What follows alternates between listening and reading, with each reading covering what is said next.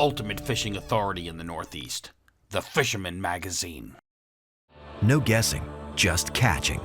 New Explore Series fish finders keep you locked on fish with unbeatable clarity, best-in-class imaging options, and a stunning ultra-bright HD screen. There's more to explore, only with Humminbird. The thing about a shark, he's got lifeless eyes, black eyes like a doll's eyes. When he comes at you, he doesn't seem to be living till he bites you. And those black eyes roll over white. It's Thursday, June 26th. Yes, my Robert Shaw leaves a lot to be desired. Jim Hutchinson, New Jersey, Delaware Bay edition of the Fisherman magazine. Jaws is all over the place, obviously, this week. It's on every TV. It's on every headline. It's all over because it's the 50th anniversary of that film's release in theaters during the summer of 1975. So where were you? I was just about to turn 8 years old. I remember this. It was a life-changing event for me. I saw Jaws on the biggest of screens at the Manahawkin Drive-In, if anybody remembers those.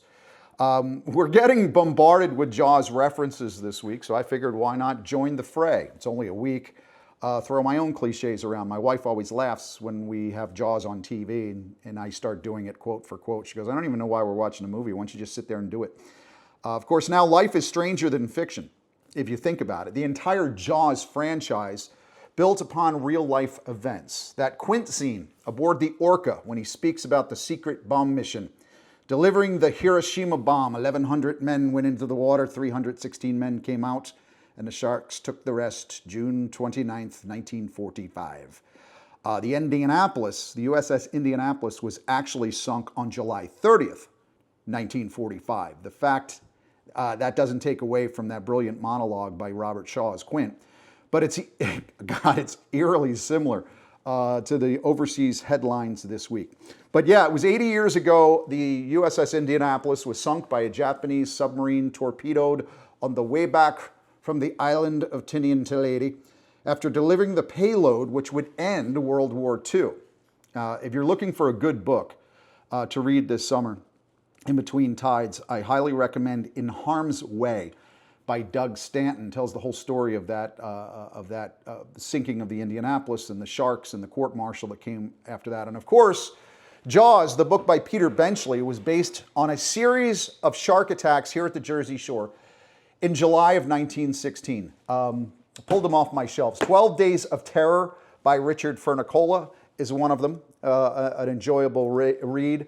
I liked Close to Shore by Michael Capuzzo better. This was my favorite of the two books. And of course, Jaws, the shark attacks began in Beach Haven, went to Spring Lake, up in Matawan Creek, and that was 109 years ago, starting July 1st, running through the 12th. It is, of course, shark season here at the Jersey Shore, no matter what that Discovery Channel says, because theirs is sometime in July. But we don't need too many reminders of the fact. No makos allowed, nor are we allowed to target sandbars, aka brown sharks or sand tigers. And of course, white sharks are off limits as well. But if you're a Thresher shark, none of that is good news at this point, because if someone's looking to put some steaks on the barbecue, there's only one shark left. Next man up. And in recent weeks, sharks are making big scores, or the anglers, I guess, are making big scores on that one Thresher a season. No, that's not the limit. You know, it's not one Thresher per season, but I mean, seriously, if you're talking about 500 pounds of Thresher meat, how many sharks do you need to take? 538 pounds, to be exact. That was Stephen Mazakis and crew. They picked up an Avid 50 at Creekside Outfitters in Weartown, battled this monster for 2 hours. I think we're gonna need a bigger boat. Stephen was out there with his son Silas and their friend Jake Bryan, chum and bait from Creekside. Stephen said they tied up shark rigs, 200-pound mono, number 18 circle hooks, didn't mention the piano wire. But they headed out of Barnegat Inlet at 6 a.m. and drifted and dreamed for several hours until this big critter took a hooked bait. They brought her into Manasquan for weigh-in, then called friends and neighbors at home who showed up with Ziploc bags to enjoy the bounty. Will Rowe, he got into another hefty Thresher while fishing with Sean Hinchman about a mile and a half off Sandy Hook last week. It was a combo shark fishing and fluke fishing trip where the duo spent 5 hours, 17 minutes buttoned up to this whiptail, estimated at somewhere between 515 and 530 pounds. I also heard from Robert Malinowski, who was out on Saturday. Aboard the Yankee Rose, Captain John and mate Jimmy, they caught a 250-pound thresher on a rigged bluefish. Robert said, quote, "Great crew, great boat, very fair rate, made the trip affordable, which made it possible to get the guys to go." So if you're looking to get the guys to go, or the gals, or the kids, the end of the school season, perhaps take some folks from work, but you pick up the July edition of the Fisherman magazine. It's out this week. Sheepshead on the cover, that's a photo by Lee Wakefield, putting the focus directly on these convict fish in the July edition. Now, inside the report section, that's where you'll find the listing of tackle shops and marinas and boat dealers and fabricators and service providers, and of course the charter and head boats up and down the Jersey Shore from Raritan Bay down to Cape May. Their latest reports from this past weekend and all the information about where, when, and how they're sailing in terms of various summer species. Turn to the table of contents in that New Jersey edition.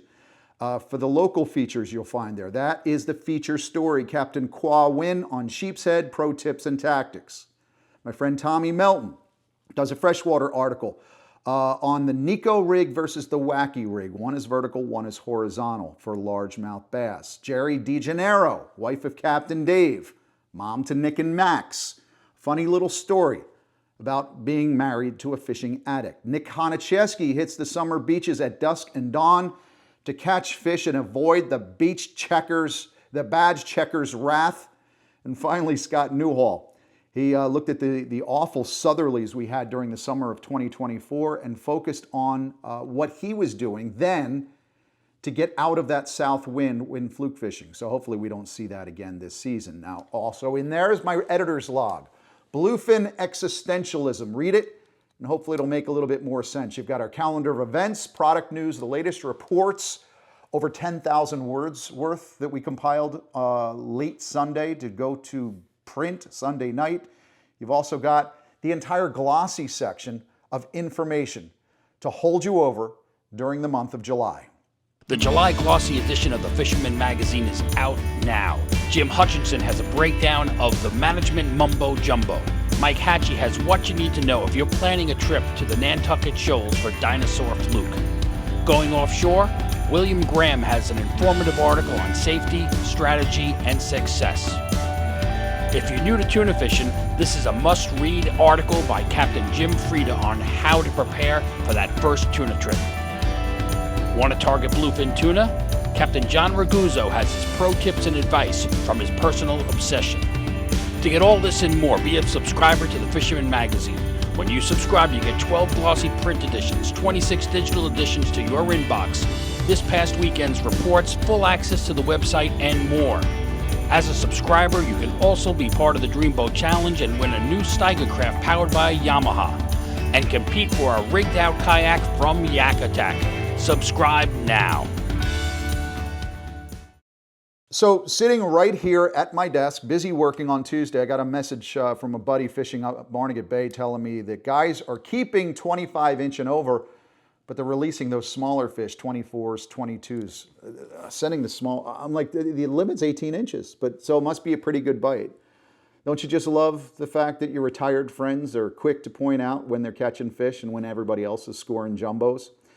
But it does seem like the sunny skies and oppressive heat we've had this week may have just been what the fluke doctor ordered, turning on those fish. And 18 inches is still a good size fish and some limit catches out there. Nothing wrong with that. It's a great way of feeding a growing family of 4. I bumped into the Turner family on Saturday. That was Tim, Erica, Max, Lily, getting it done on the drift. So that is some pretty good stuff that the families are out there and enjoying a healthy fluke fishery, and it is a healthy fluke fishery. And in fact, if this blind squirrel can find fish, me, that is, it must be some quality fishing to be had.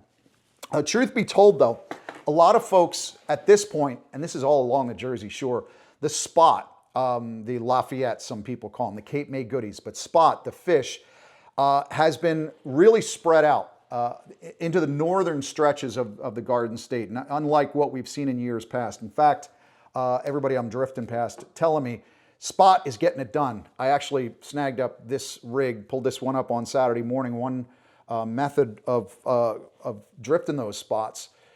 And I'm actually not quite sure why he's got a 3-way at the end of the drail, but thank you for this because you left this behind and I'm going to put it to good use at some point. But if you go to our website, thefisherman.com, go to the topics button along the main navigation and then go down to fishing rigs. Scroll down for a few recommended illustrations.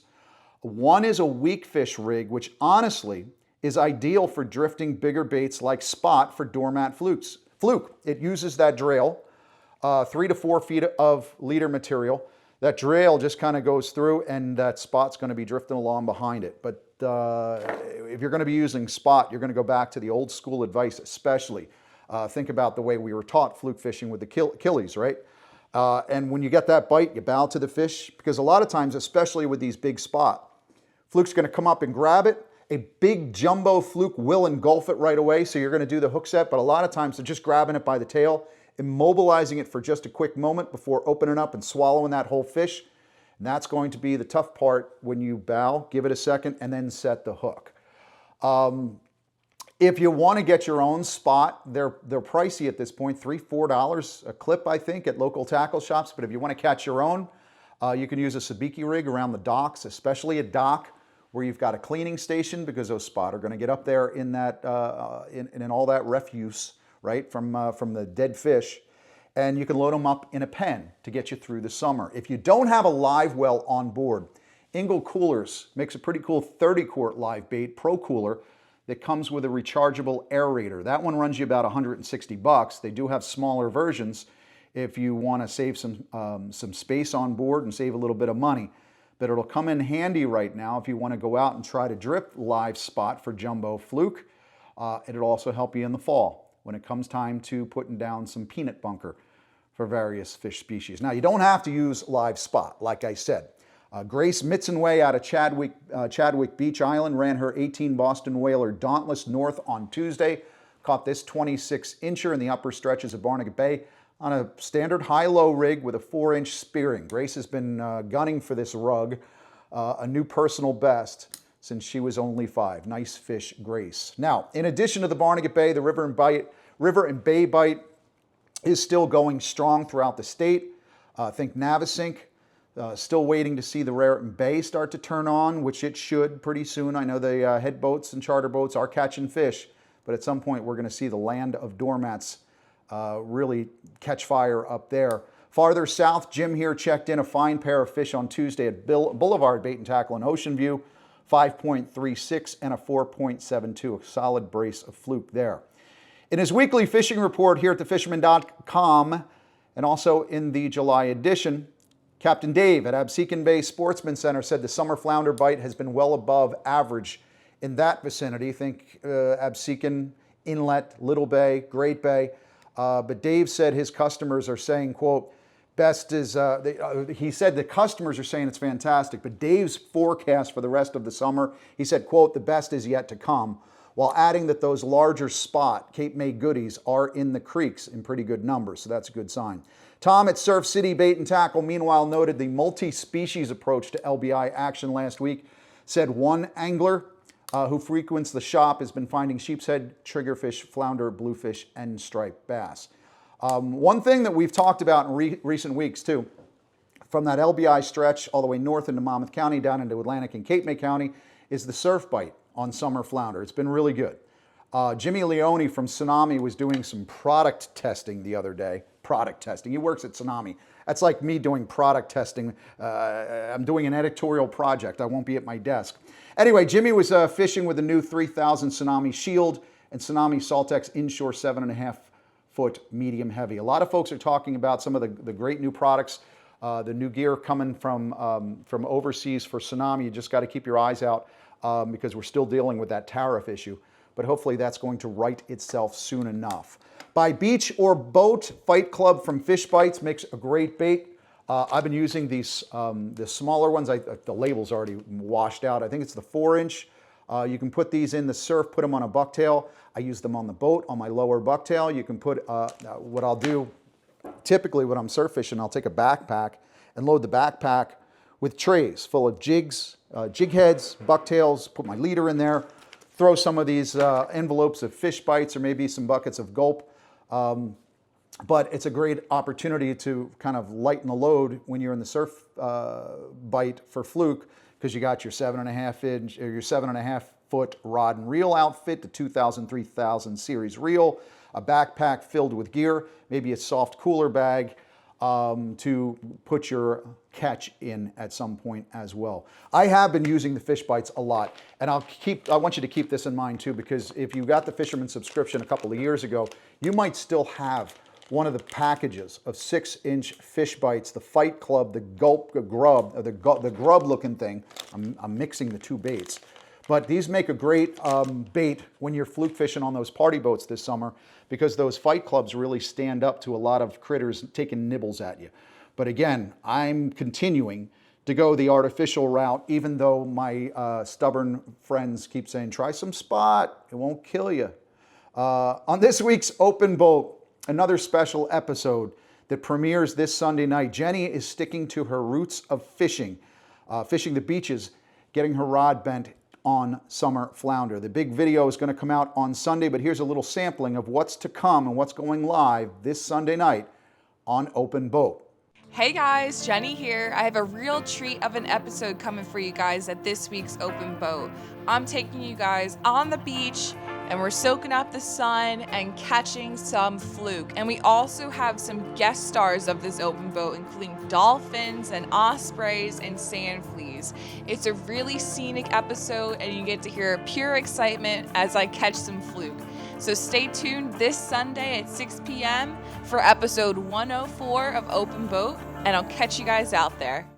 For more than 20 years, anglers everywhere have come to know one thing, that nothing says no to fish bites. By the way, if you have a young lady angler at home, you're in the Northern Ocean County, Southern Monmouth County region, Jenny is helping with an 8-week course for young ladies aged 8 to 13. That's going to be Monday nights from 5 to 7. It starts on July 7th. For information on the Pink Minnows program, email pinkminnows@carlsonscorner.com. Axel Carlson, the reef, right? Axel Carlson, the legend, Carlson Corners, over on the Manasquan side of the Manasquan Inlet. That's where that's going to happen. Now, Jenny mentioned in her video report this week sand fleas or sand crabs or mole crabs, whatever you would like to call them. Those burrowing little critters in the surf line look like tiny footballs, some kind of alien being. They make great bait. We've talked about it. We'll talk about it for Sheepshead in just a minute. They make great bait for tog. But they also make great bait in the summer surf for resident stripers. Before the beach badge checkers, you get an opportunity to wade out on the bar, and right on the edge of the slough, you can put a couple of sand crabs, mole crabs, whatever you want to call them, on a circle hook, drift them off the flat, because a lot of times the stripers are patrolling along the edges and they are picking those sand crabs up, those sand fleas. So they do make a fantastic bait. Now, while we're approaching the month of July, there have still been some stripers reported. Jenny was talking about seeing some of those stripers in the wash, picking up sand crabs, some fish still out in back at night, especially. Frank Thornton shared this good fish caught a couple of weeks back at night, back bay, using 6-inch sluggo on a 3-ounce jig head. So the night bite for stripers, especially in the back, is good. And if you're fishing at night, weak fish are around as well. Reports popping up here and there. Another fishery that's best at night around the bridges, lighted bridge bulkhead structure, those lighted docks, pinkies, those little pink zooms, the pink finesse on a light jig head, maybe a paddle tail. I did see where George Bucci was out this week trying to beat the heat somewhere in South Jersey, put a wiki at his feet using his Century Demon. It's been devilishly hot, so that's appropriate. Cooler conditions, however, coming our way this weekend. 90s through Wednesday, but as of today, Thursday, and into the weekend, we're back into the 70s and 80s. I would tell you this, if you're using your cell phone, right, and you're using that cell phone app for the weather, and you look at it and it says, like mine does, I'm showing the screen here, 50% chance of rain on Friday. It's a bit deceiving because if you actually click into the Friday forecast, Yeah, I know the weather guys are saying, oh, it's 50% sunny, 50% rainy. But if you click into it, into Friday's total rain is like 0.17 inches according to the prognosticators. And that rain comes sometime between midnight and 5 a.m. So you'll always need to look a little bit closer. I know my wife says, oh, it looks like a 60% chance of rain this week. We should make other plans. And I look and it's like, it's going to be like less than a quarter inch of rain, and the rain is supposed to end at 5. She's trying to trick me and not going fishing. It ain't going to work. Honestly, a weather forecast, if you're relying on those weather reports out of Philly or New York, once you get to the shore, it's really tough because you've got those ocean breezes and the fronts connecting. So it's always a coin flip. 50% rain, 50% not rain. That's like looking at the glass half full or half empty. It's up to you. Not sure where the NJ multi-species crew found this 25 1/4 inch mountain lake trout. Actually, it's a big rainbow, I think, but it was caught on a mountain lake. The one thing I do know is if you're looking to escape to cooler temperatures, those mountain lakes, the Poconos, always provide a much cooler environment, especially at night. Let's see how cool George is this week with our weekly freshwater report, the Pocono Outdoors guy. Well, hey, thanks, Jim. You know, we've all been wishing for a little bit of summer weather, but holy cow, I think it came all at once. But is that going to stop us from fishing? Nah. Is it going to change the way we fish? Absolutely. You know, as these temperatures warm, guys, the patterns of these fish are going to change considerably. And also what we fish for is going to change. If we're looking for things like trout, muskie, maybe some walleye, we're better off waiting on them because the warm water is really going to increase that mortality rate. If you're looking for a trout for the table, that's one thing. But if you're looking to catch and release, you're probably just going to release a dead fish as these water temperatures continue to move up towards 80 degrees. Now, I checked the Delaware this morning. It was up to 76 degrees, and even small lakes like this are going to heat up much faster and much warmer in places like the Delaware. So just keep an eye on that water temperature as you plan your trips out as the summer progresses. We did have a few guys check in. Joe Santiago from that great New Jersey podcast. He was out with family fishing Round Valley and Merrill Creek. He got a bunch of really great smallmouth over the past couple days. Even had his youngsters out there. His son Joey got into a nice little smallmouth, and even his daughter Emma got herself a really nice little lake trout. Great work there, Joe and the rest of the Santiago family. Looking forward to more stuff from you guys. I also had a chicken from Mike Kinsey. He was hoisting up a monster black crappie out of New Jersey. Some great fishing in New Jersey this week, guys. Got that fish on a shiner, and he wouldn't quite say where it was from, and I can't blame him there. And I also don't know if he released that or saved that one for the table, but we'll have to check in with Mike again soon. But also some great fishing there, Mike. Now, back over here in Pennsylvania, we did have a check-in from Tom Gilmore. He was over in Nockamixon fishing, getting into some great bass fishing. It is that time of year, guys. So get out in those bass, maybe the smallmouth. The crappie are still good, pulling them out of some deeper, cooler water. But lots of great fishing.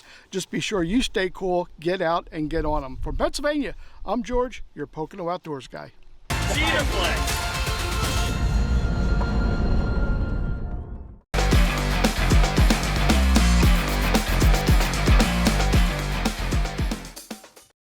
We'll talk Sheepshead in a couple of minutes and take a look at our marine forecast inshore and offshore. But first, let's look at the Fisherman Magazine's double shot contest lineup, the season-long events all the way through November. That, of course, is the Dreamboat Fishing Challenge and the Coastal Kayak Clash. So who's on the leaderboard this week, fellas?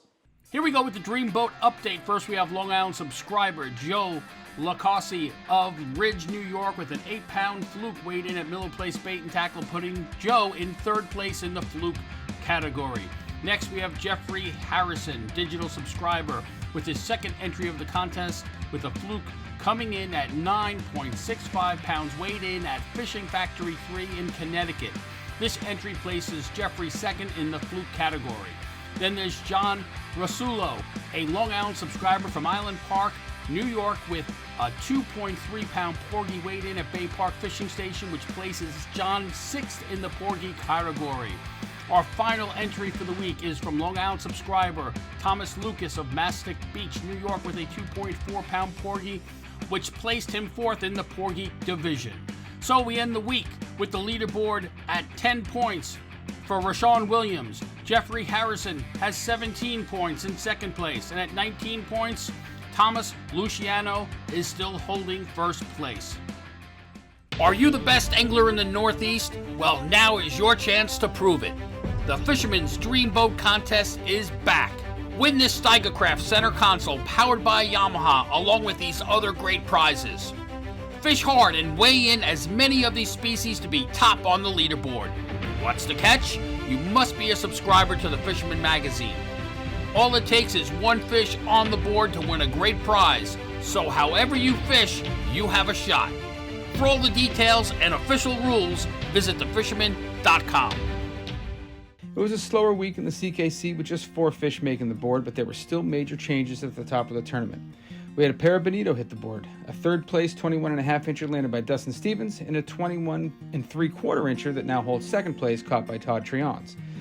Mike Radzaszewski had a 23.5 inch fluke, which now holds second in the category. The big fish of the week was a monster 48 3/4 inch striper landed by Tom Hood, which now puts him in the lead for the line sider category and more. The top of the tourney now looks like this. We have Dustin Stevens in third place with 5 points. Justin Oser falls to second with 7 points, and thanks to Tom's giant striper, he is now in the lead with 7 total points. Hey kayakers, the Fisherman's Coastal Kayak Clash contest is back. Win this fully outfitted Hobie Mirage Lynx kayak from Yak Attack along with other great prizes. Catch and release as many of these species to be top on the leaderboard. To enter, you must be a subscriber to the Fisherman magazine, fish from a kayak, and document your catch. Many chances to win great prizes, so get out there on the water now and fish hard. To be part of the action, you must be a subscriber and register at thefisherman.com.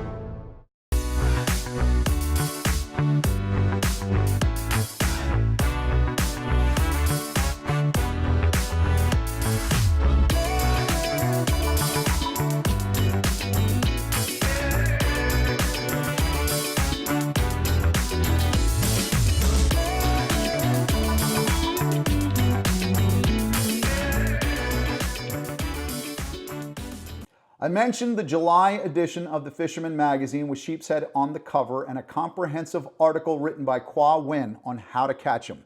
That starts on page 14 of the New Jersey Delaware Bay edition. I don't have it in front of me just yet. Sometimes I get the magazine on Wednesday, sometimes I get it on Thursday. So I'll share it with you. It'll be on my desk next to every other magazine. But look for it in your mailbox. Look for it on newsstands because there are a couple of cool things in that piece. First of all, is a screenshot that Kwa grabbed from his Humminbird side scan. It shows you what those sheepshead look like on the screen through your side scan transducer. That one's just a Humminbird. I've got my Lowrance has the side scan. I don't use it enough, but when you're trying to patrol along the bridge structure and looking to see if there's fish in there, it's a pretty cool thing. Another great tip that I'm not showing you, you'll have to get the magazine to see it, is a special guide secret rig that Kwa recommends for fishing for sheepshead. Best of the sheepshead action from the Delaware Bay, the breakers at the wall, near Lewis, on up to the bridges and jetty rocks, miscellaneous structure from Cape May and into Atlantic County. It was the Brigantine area where Paul Marandino and his son Drew headed out and herded up a couple of sheepshead this week. Check in with Andy at Riptide or Noel at One Stop Bait and Tackle for advice or to gear up to get some of those sheepshead. Green crabs, Asian shore crabs, fiddler crabs, sand crab, even shedder crab. I mentioned Dave at Absecon Bay Sportsman Center. He's in the process of shedding crabs. Right before they go into a tasty soft shell, the shedder crabs make fantastic bait. I also mentioned recently where a buddy of mine would set crab traps out closer to the inlets to catch calicos instead of blue claws and use those calicos for baits. And I guess if you're really in a bind, you can always head up to the boardwalk to one of those shops that sells the pet hermit crabs. Yeah, give me a dozen hermit crabs. I'm going to go use them for sheepshead. That would be pretty funny, actually. For your inshore fluking, back bay sheepsheading, or maybe fly fishing for cow nose rays, hey, yeah, you can do it. The midweek forecast out of Atlantic City has light winds out of the south on Saturday morning, light westerlies forecast for Sunday. Keep in mind, high tide along the open beaches on Saturday morning, roughly 10:30 a.m. give or take a few minutes, depending on where you are from Sandy Hook down to Cape May. The offshore marine forecast looks like this. 3 to 4s on Saturday and Sunday from the Hudson to Baltimore. That's the forecast, middle of the week. South-south winds predicted of less than 15 knots. So it looks like a darn good weekend if you want to get offshore and try to hunt for some of those tuna.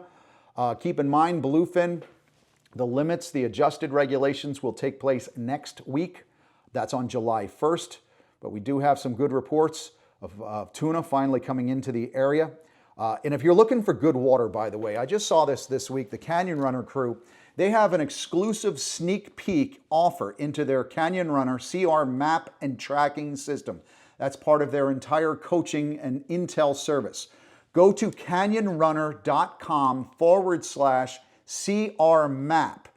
You'll get access to various maps and charts, plus see member and pro staff boats up to 10 miles.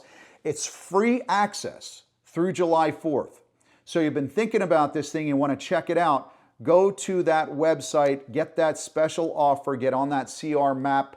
That's the inshore special. You don't get all the bells and whistles, but you can get a pretty good snapshot of what that program is all about through the Canyon Runner service. Regular YouTube viewer Stu Dog, he met the tax man on Saturday, someplace well offshore of South Jersey, doing a little surface popping for tuna, and got robbed. Tiger, 13-footer. You know how you know that, Stu? When you're in the water, you tell by looking from the dorsal to the tail. Congratulations, by the way, to the Gray Fox crew, Captain Mike Green and Jay Bird, Jason Marty, the whole Gray Fox team. Got themselves on the top of the leaderboard in the Tuna Open, earned over $50,000 this past weekend. That was the Beach Haven Marlin and Tuna Club's tournament. But the Gray Fox crew brought in a 186-pound Big Eye tuna, top tuna of the week. Now this weekend, the Beach Haven Marlin and Tuna Club guys, they're going to switch from offshore to inshore. June 28th and 29th, that's their 9th annual Fluke Mania tournament. Registration and captains meeting at the club on Friday, June 28th. Go to bhmtc.com to get in on that tournament. Now, final this week, a message for those for hire captains who might experience a loss of income due to the implementation of the Empire Wind 1 industrial offshore wind site that's going on now 19 miles east of Long Branch. It's about 15, 16 miles south of Long Beach, New York. That is a New York product or project, but a bulletin from the New York Department of Environmental Conservation, the DEC, this week said, quote, "The Empire Wind 1 Fisheries Compensation Program has been established to provide compensation to commercial and charter for hire fishermen, along with shoreside businesses that have been economically impacted by the Empire Wind 1 construction and operation activities." That's strange because the wind proponents were telling me all along, don't worry about it, it's not going to have a negative impact at all. Then how do you come up with the idea that you've got to compensate businesses for lost income? Anyway, there's charter and headboat captains located within 10 miles of New Bedford, Cape May, or Point Pleasant, having more than 20% of business associated with that project area who keep federal or state-approved trip-level reporting. Think the electronic vessel trip reports. If you can establish fishing activity within that Empire Wind site that is being installed right now, you could get compensation for your losses. You go to, ready? EW1FisheriesCompensation.com to apply to get your money. Next week, we're going to look at the very first holiday, or the first weekend of July, which happens to be, hopefully for you, the 3-day weekend for the Independence Day weekend, the holiday weekend. It's going to be a great one, and we'll see if it's going to be a hot one as well. In the time frame, in between, if you want to make the reports here at the Fisherman Magazine on our weekly video, email me your photos or your events if you want to be listed in the Fisherman Magazine. jhutchinson@thefisherman.com. Would love to see your photos here every week. Until then, farewell and adieu to you sweet Spanish ladies. Farewell and adieu, you ladies of Spain. Catch 'em up.